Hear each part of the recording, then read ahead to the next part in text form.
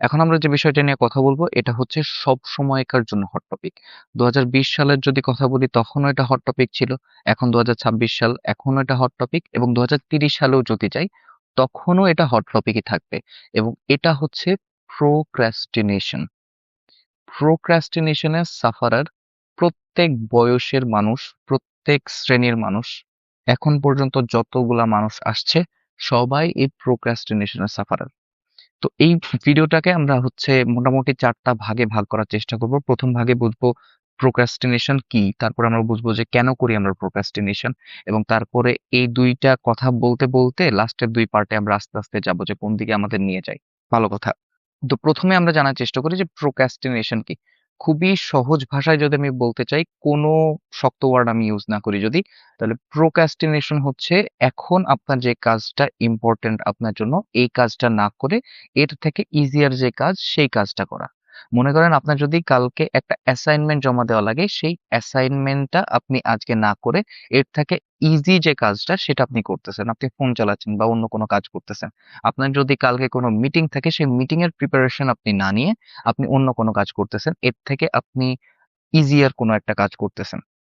তো এইটাই হচ্ছে সহজ ভাষায় প্রোক্রাস্টিনেশন। এর পরেও আমি যদি গুগলে একটু সার্চ দিয়ে দেখতে চাই যে প্রোক্রাস্টিনেশন আসলে কি? আমি যদি এখানে একটু সার্চ দিই যে হোয়াট ইজ প্রোক্রাস্টিনেশন, তাহলে আমাকে এখানে দেখাচ্ছে procrastination is the voluntary, often irrational delay of important tasks. মানে আপনার যে ইম্পর্টেন্ট টাস্কটা আছে এই টাস্কটাকে ঐচ্ছিকভাবে অথবা বেশিরভাগ সময়ে অযৌক্তিকভাবে ডিলে করা, ডিসপাইট নোয়িং দে আর ডিউ। এটা জানা সত্ত্বেও যে এই কাজটা আপনার বাকি আছে, often replacing them with less important or more enjoyable activities. এটা এই ইম্পর্টেন্ট কাজটাকে আপনি রিপ্লেস করতেছেন কম ইম্পর্টেন্ট কাজ দিয়ে, অথবা এর থেকে যে এনজয়েবল কাজগুলো রয়েছে সেই কাজগুলো করে। ভালো কথা। তো আমরা এটুকু এস্টাবলিশ করতে পারলাম যে প্রোক্রাস্টিনেশন আমাদের জন্য খারাপ একটা বিষয়। এখন এটা জানা সত্ত্বেও কেন আমরা প্রোক্রাস্টিনেট করি? এটার মেকানিজম যদি বুঝতে চাই, এটার সবচেয়ে সহজ উত্তর হচ্ছে your brain always wants to be in survival mode, এবং এটা সবার ক্ষেত্রে সত্য। একটা বাচ্চা থেকে যদি শুরু করি বুড়ো পর্যন্ত সবার ক্ষেত্রে সত্য। আপনার ব্রেন খেটে খেতে চায় না। আপনার ব্রেন চায় যেকোনো কাজ সহজে করতে। এখানে একটা কমন মিসকনসেপশন হচ্ছে যে হয়তো টাইমটা আমরা ম্যানেজ করতে পারি না দেখে আমরা প্রোক্রাস্টিনেট করি। যে আমরা কখনকার কাজ কখন করতে হবে এইটা ঠিক করতে পারি না দেখে আমরা প্রোক্রাস্টিনেট করি। কিন্তু এটা সত্য না। সত্য হচ্ছে আমরা ইমোশন ম্যানেজ করতে পারি না। এখন এটা বলতে কি বোঝালাম? ইমোশন ম্যানেজ করতে পারি না বলতে, ওই যে ইম্পোর্টেন্ট কাজটা আমি যে বললাম যে ব্রেইন আপনার সার্ভাইভাল মোডে থাকতে চায়। ওই যে ইম্পোর্টেন্ট কাজটা অ্যাসাইনমেন্ট করা বা মিটিং এর জন্য প্রিপেয়ার্ড হওয়া, এটা করতে গেলে আপনার ব্রেইন ডিসকমফোর্ট ফিল করবে, এবং এই ডিসকমফোর্ট এর মধ্যে আসে হচ্ছে স্ট্রেস।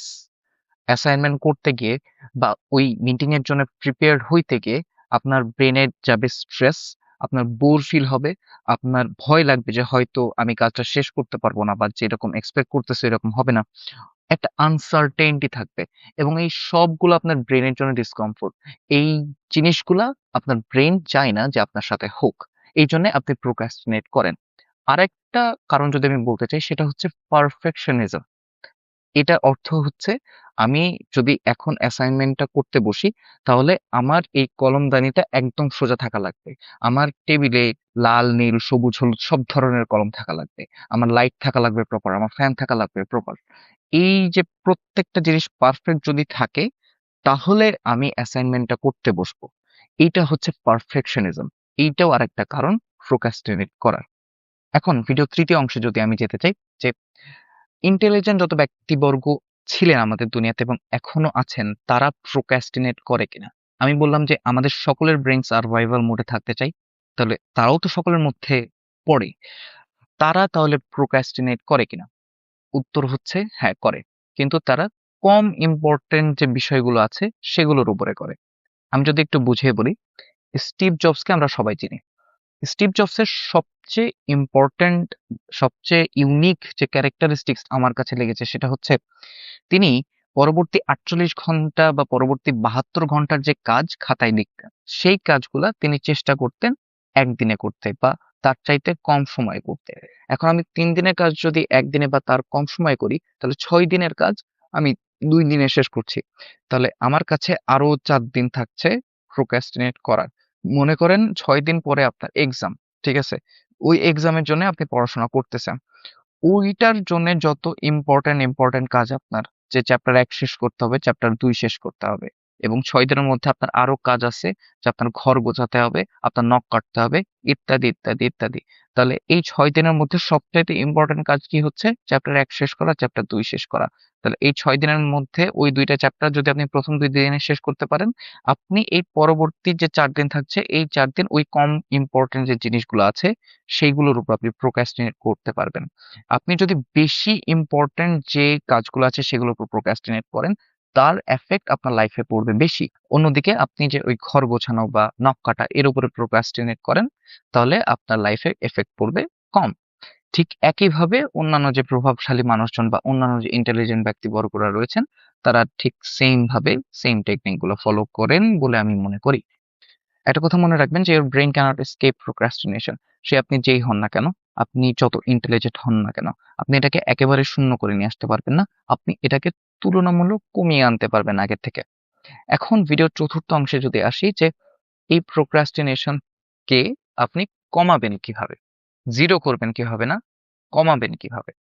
প্রথমে আমি যেটা সাজেস্ট করব সেটা হচ্ছে divided your task into smaller parts. আপনার মনে করেন ওই যে ৬ দিন পরে একটা পরীক্ষা। আপনার ওই পরীক্ষায় ১২-১৩ টা চ্যাপ্টার। ওই চ্যাপ্টারকে আপনি ভাগ করে পড়েন।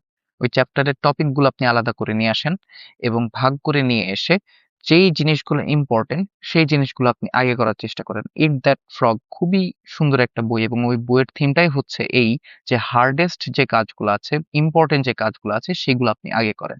তাহলে ওই যে ১২-১৩ টা চ্যাপ্টার থেকে আপনি মনে করেন ৩০ টা টপিক পাইলেন। ওই ৩০ টা টপিকের মধ্যে পরীক্ষায় আসতে পারে যেগুলো বেশি বা ইম্পোর্টেন্ট যেগুলো বেশি সেগুলো আপনি আগে করেন। তারপরে আস্তে ইজিয়ার পার্ট গুলা করেন। Define your next physical action. আপনি যদি ঘুম থেকে ওঠেন এবং আপনার যদি ঠিক না করা থাকে যে আপনি কি করবেন না করবেন, আপনি ঘুম থেকে উঠে কি করব চিন্তা করতে ২-৩ ঘন্টা ফোন চালিয়ে ফেলবেন। আবার আপনার তখনও তো ঠিক করা নেই যে আপনি কি করবেন। ফোন রাখার পরে আবার কি করব ধুর ছাই বলে আবার ফোন চালাবেন। এমন করতে দিনের একটা বহুত বড় একটা অংশ আপনার নষ্ট হয়ে যাবে। এর চাইতে আপনি যদি আগের রাতে ঠিক করে রাখেন যে আমি সকালবেলা উঠে আপনি এই কাজটা করব। দুপুরের মধ্যে আমি এটা শেষ করব, বিকালের মধ্যে আমি এটা শেষ করব। তাহলে আপনার ব্রেইন একটা ডিরেকশন পাবে কোন দিকে যাওয়া উচিত এবং কোন দিকে যাওয়া উচিত না। তখন আপনার ইজিয়ার হবে আপনার ওই টাস্ক গুলা শেষ করার জন্য। Time block. আপনার উচিত যে আপনার দিনের নির্দিষ্ট একটা টাইম, নির্দিষ্ট একটা কাজের জন্য বরাদ্দ রাখতে। আপনার উচিত যে সকাল ৭টা থেকে ৮টা আমি শুধু জিমই করব। এর বাইরে আমি আর কোন কিছু করব না। আমি ৮টা থেকে ৯টা শুধু পরীক্ষার জন্য প্রিপারেশন নেব। এর বাইরে আমি আর কিছু করব না। রাত ১০টা থেকে ১১টা আমি শুধু অফিসের কাজ করব। এর বাইরে আমি আর কিচ্ছু করব না। এরকম করে যদি আপনি ডিফাইন করে দেন আপনার টাইম ব্লক গুলা, তাহলে আপনার ব্রেইন আপনার বডিকে ওই সকাল ৭টার দিকে জিমের জন্য প্রস্তুত রাখবে। ৮টার দিকে পরীক্ষার প্রিপারেশনের জন্য প্রস্তুত রাখবে এবং অন্যান্য ক্ষেত্রেও অ্যাপ্লিকেবল এগুলা। এরকম করে করলে আপনার ওই নির্দিষ্ট টাস্কটা করতে সুবিধা হবে তুলনামূলকভাবে। Remove easy accessible dopamine.